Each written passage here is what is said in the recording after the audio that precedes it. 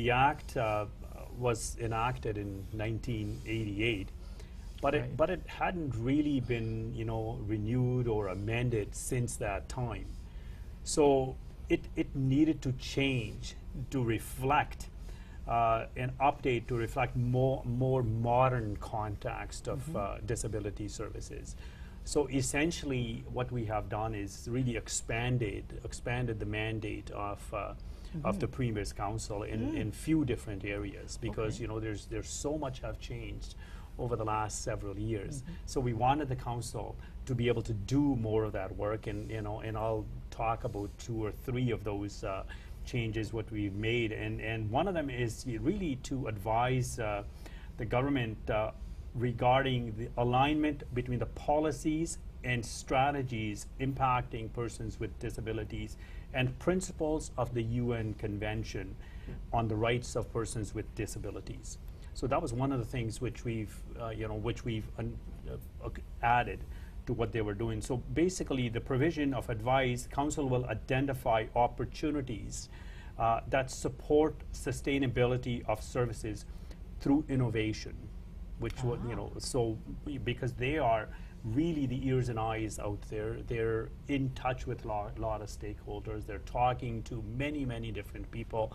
People come and talk to you guys much more frequently than they would be to us. So another thing they're doing for us is basically, you know, providing the advice to the government. What are some of the innovations, you know, which are out there? And of course, the council also support with respect to relationship between our various stakeholders. As an example, even with you know, PDD alone, we have 173 service providers. Oh, wow.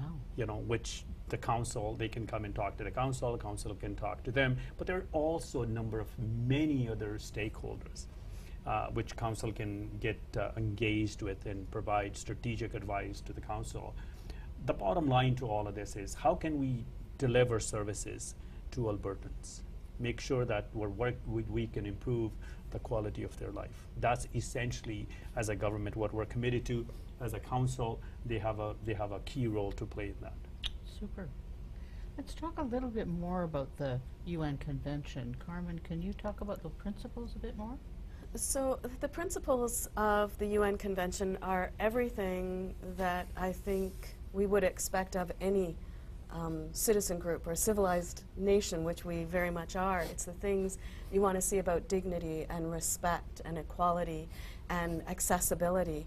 I think the real power behind the alignment of the Premier's Council mandate or the legislation and the UN Convention is that it steers our work and it allows us to focus on some very particular areas to actualize those philosophies that are embedded in the UN Convention.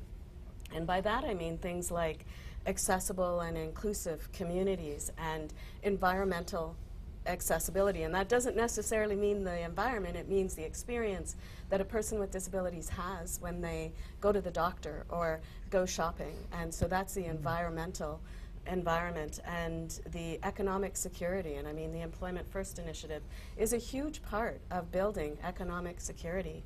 And awareness of diverse abilities, and I love that word, diverse abilities, because it isn't so much about disabilities when you think about the UN Convention and creating a very inclusive community. It's about recognizing the abilities and strengths of each individual, and then employment and creating a very disability aware workplaces and business communities. So I think when we get driven by those 5 things attached to the UN Convention and steer our advice to government based on those as drivers, it can become a very compelling message.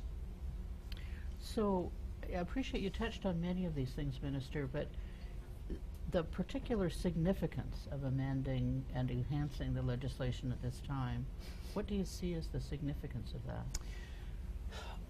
You know, the Government of Canada really ratified in Canada, but in 2010.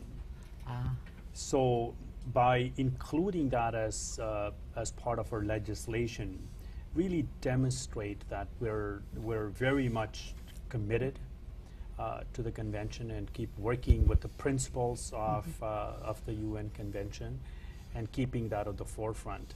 as Carmen talked about, you know, creating inclusive communities. Well, we're always very much, you know, looking at the numerous different ways that how we can improve the quality of life for all Albertans, and by working with the council and keeping the UN, you know, convention in mind, it enables us. It makes sure that it's always at the forefront. Right. Yeah, So it's sort of like a North Star. absolutely. Yeah.